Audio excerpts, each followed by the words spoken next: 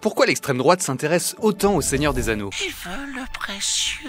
Giorgia Meloni, première ministre italienne post-fasciste, cite souvent Tolkien comme une inspiration. Le colistier de Donald Trump affirme même que c'est son écrivain préféré. Et en 2019, le parti d'extrême droite espagnol Vox avait utilisé l'image du personnage Aragorn pour sa campagne. C'est vrai qu'à première vue, le Seigneur des Anneaux a tous les ingrédients pour plaire à l'extrême droite. Un univers médiéval fantasmé, l'éloge de la ruralité chez les hobbits, la défense de la civilisation contre les barbares orques, la guerre des races... Mais Tolkien aurait détesté cette récupération politique.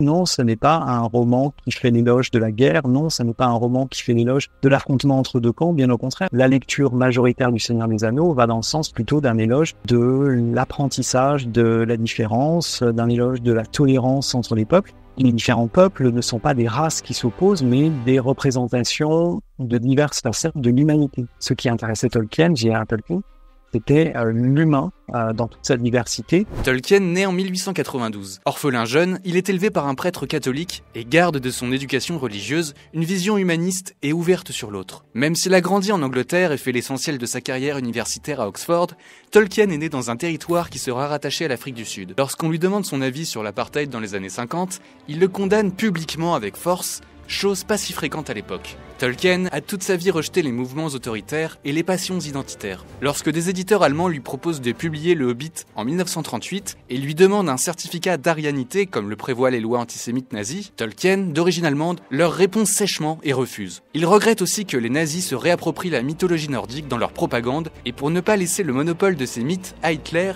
il prend l'initiative de traduire de nombreux poèmes scandinaves en anglais pour les mettre à disposition du public. Le Seigneur des Anneaux est publié en 1954. De nombreux commentateurs y voient une analogie de la Seconde Guerre mondiale avec la lutte contre les régimes totalitaires et l'anneau comme métaphore de la bombe atomique.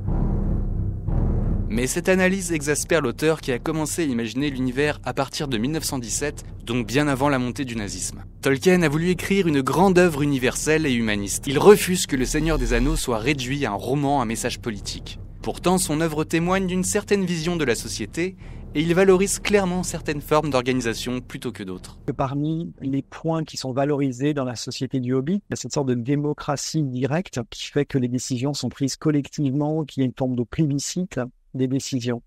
Mais contrairement à ce qu'on croit souvent, Le Seigneur des Anneaux, même si une des parties s'appelle Le Retour du Roi, n'est pas du tout une sorte de légitimation d'un âge d'or de la monarchie. Le fameux roi qui revient, c'est un roi qui s'affirme progressivement, qui ne révèle pas son identité d'emblée en faisant comme s'il était de droit divin. Il manifeste sa valeur, il est plébiscité littéralement pour ses qualités. Ce jour n'appartient pas à un seul homme, mais à tous.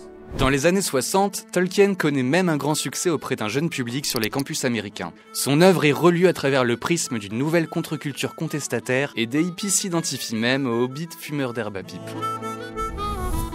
L'œuvre de Tolkien est célébrée comme une critique de l'impérialisme en pleine guerre du Vietnam. Elle est aussi perçue comme une œuvre précurseur de l'écologie. Dans Le Seigneur des Anneaux, il y a très clairement une sorte d'éloge de la nature, du monde vivant. Donc un respect de l'environnement, qui est de lui une sorte de précurseur de l'écologie. Et on dit souvent que Greenpeace a été fondé aussi avec l'œuvre de Tolkien comme référence. Pour en savoir plus sur Tolkien et Le Seigneur des Anneaux, c'est par ici.